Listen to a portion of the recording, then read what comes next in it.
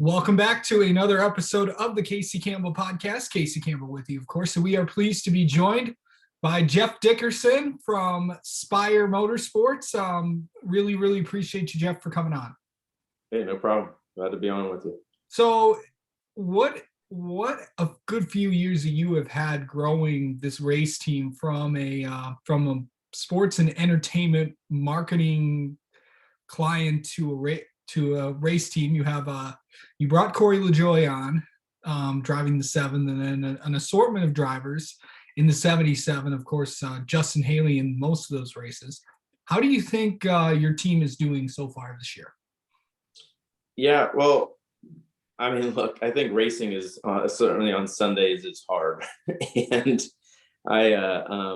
we were really proud of the way we came out of the box, at Daytona, with those two top tens, and then just kind of the reality of a little team trying to scrap. Doesn't matter how your alliances work or anything like that. I mean, we're still just a little team. So we've been really proud of the guys for trying to put in these processes and try to put in the kind of the problem solving, trying to get their cars dialed in and so forth. So I think this year has been, I'm really happy with where we're at. I think the 7 has shown a lot of potential, and I think they'd be the first to tell you they wish they probably would have capitalized on a couple of those finishes. We've had a little bit of bad luck, but I'm really proud of how they've just kind of stuck with it and stayed together. And then on the 77, they just keep plodding along. Really consistent on the finishes. Justin's done a really good job,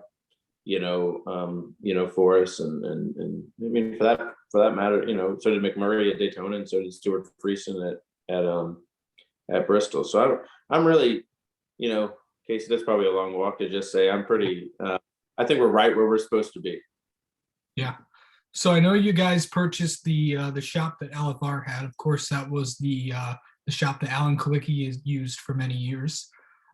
Where do you guys think you're at in terms of the future with potential charters and all that stuff? Do you want to keep it as a 2-car team? Do you feel like having a 2-car team is good, and with two full-time drivers?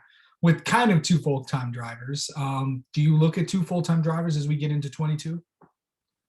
Yeah, look, I mean, we have the 3rd charter now that we lease out to our buddy Justin Marks. So we have that flexibility of, when we're talking about growth, we can grow just kind of, where we're at. I think the shop allows us to do that. I think the new car allows us to do that. So, we haven't made that decision quite yet, but my partner TJ, he lives, breathes that charter market, and he's looking, all the time for new opportunities and so forth. But he can miss on a charter along the way here, and we still have the 3rd one there that we can grow, whether we strike gold or not on the charter market. Yeah. But look, we're always looking. I mean, I think there's a lot of teams right now that are trying to mine that, that market and see if they can get one. There's a lot of teams that want another one, and we're one of them. So you do want a third charter. We have a 3rd. Yes. We already have 3. We would like 4. Okay.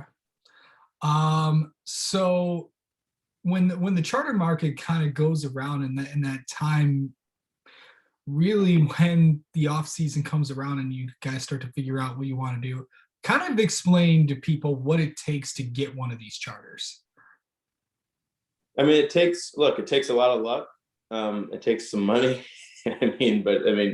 It takes, you have to have the ability. It seems like more when you're talking to some of these guys that are, and look, I don't even know that anybody's really selling one at the moment. I think there's rumblings here and there of one. And I think, when they specifically, at least with that one in mind, I think it's also about kind of telling a story and seeing how many of the guys would come with, or whether that owner can fold in with you. You know what I mean? Like, you're kind of, everything's different, but you're kind of, it's a different narrative on every one. And you don't know what that other guy's looking for. If a guy's look, I can tell you this much: if it's just money, those deals are easy. If it's just putting money on the table, those kinds of deals are easy. But it doesn't seem like it's just money anymore. It feels like, people want to know if you're taking everything or just the charter. People want to know how many of the, if are you taking my guys, sponsors, you know what I mean? It's just like there's just lots of different layers to it. But I would point out to you that I believe that you could have a guy work on that full time. It's not just an off-season thing anymore. It's not just an in-season thing. It's full time.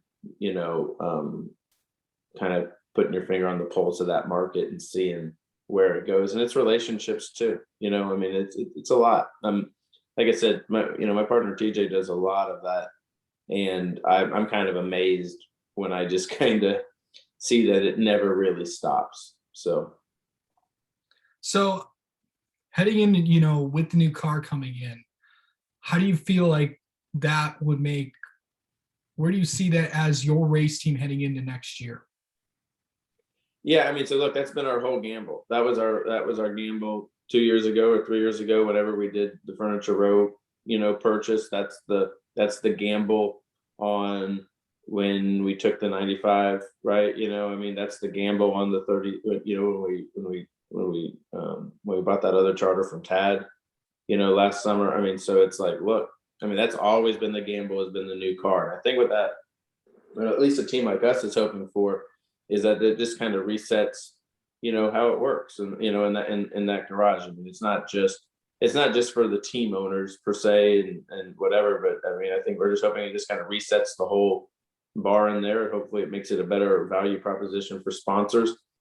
But look, Casey, I came up through the IndyCar days, and through that IRL, when the IRL and kart split, and there were still big money teams, but that when we all kind of got that new car from Dallara, little teams could shine. You know what I mean? Like, you catch it on the right day with the right setup. It felt like it wasn't just money. There were a lot of little teams that were beating the big teams. Right. And so I think what we're hoping for is to kind of barge our way through the door at that point. And that's really, look, and just kind of go back to that first question you asked, that's really what we're trying to hope for this year. We're trying to let Ryan and Corey and Kevin and Justin figure out not necessarily just this car, but figure out how they want to run their teams and how they, get those processes in place, because we're introducing a new car, here in a few months anyway. So that was really the whole thing for us, has always been, and certainly for doing the deal this year with those two new charters, was to position us for the new car. So in terms of the 77, is Justin going to run a majority of the races, or do you see somebody else getting in there for a few races? No, look, I think the things that will keep Justin out of that car this year will be his prior Xfinity, commitment. And look, I think Justin Haley is a really, really, really good driver. And I think that we would love to have him in our car for the future.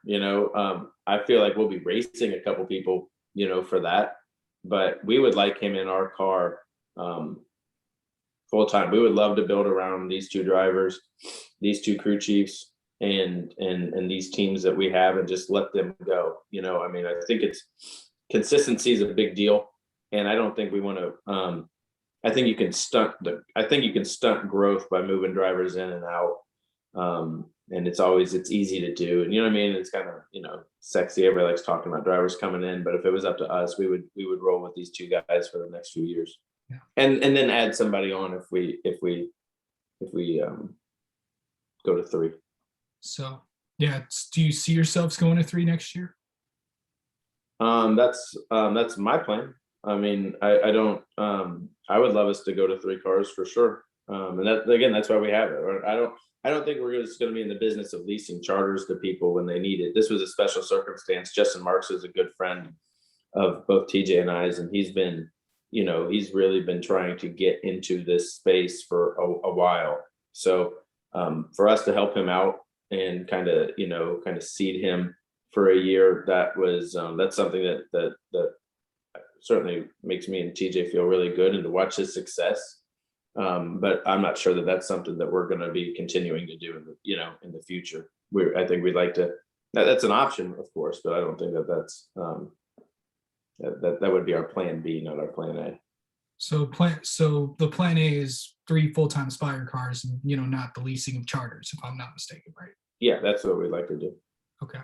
So kind of going to this year, with Corey coming in with a lot of the partners that have been with him and some new partners as well. I know you've been partnering with a lot of, I know you partnered with the NFL alumni. I know you've partnered with, you're promoting the Knoxville event for the Truck Series. What's it like to have someone like Corey into your team and to promote some of the things that are going on and kind of the causes that were on the car this year? Yeah, sure. I mean, I think just like we kind of talked about there a little bit with Justin and Marks, and how it's kind of personally rewarding to watch that, right? So having Corey in the car, I think Corey's a really good driver. I think Corey, I think he's been overlooked. We're proud of the equipment that we put underneath them. And so forth. But at the end of the day, it's also just personally rewarding to have a guy like that in the car who he cares, and again spurred other offers to join us. That were probably more fashionable and probably would have led to more short-term success.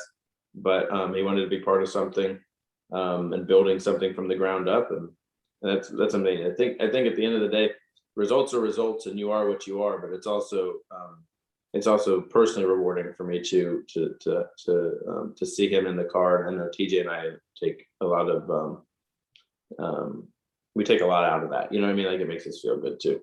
Yeah, and of course you got Kevin Bellencourt, who was with the Truck Series last year with Jared Krause. What did you see in Kevin that brought you and wanted to have him bring into the organization? So, I mean, look, Kevin's been around us for a long time. He was over at the Harry Scott Justin Marks East program that we were a big part of. Yeah. He's been with TJ forever. He was with him in the Braun days, and then he went over to the East team. And so TJ's been a real champion of his, and we knew it was going to be a big step, for him to go from the Truck Series to the Cup Series. Look, on the one hand, I think there for a moment, I mean, I certainly was just like, wow, I mean, that's a big step, TJ. I mean, do we think it's a year too soon, whatever. But TJ was right. It was just like, hey, let's get him in here and let's get him exposed to, the Cup Series. Let's get him exposed. Him and Justin had a working relationship in the past. So let's just kind of let them apply some of the things they've learned. Let's get them exposed to the Hendrick guys and how they do things. I mean, it was just like, well, if we're using this year to grow and to learn things, then it made a lot of sense to put Kevin in that spot. And I will tell you that I am very impressed, and I think others certainly around that garage have been super impressed watching Kevin go to work and how he interacts with that team. So full marks to TJ and to Kevin, TJ for believing in him, and for Kevin for seizing this opportunity. So that's been one of the real highlights of this year so far, has been just watching that may not have been it's still a big step, but Kevin certainly makes it look easy at times. So I know you said you have with your alliances with Hendrick, kind of talk about what, I know you get some stuff from Hendrick, and you also get some stuff from Ganassi. What has that been like to partner with those organizations to really, and kind of explain what each organization does?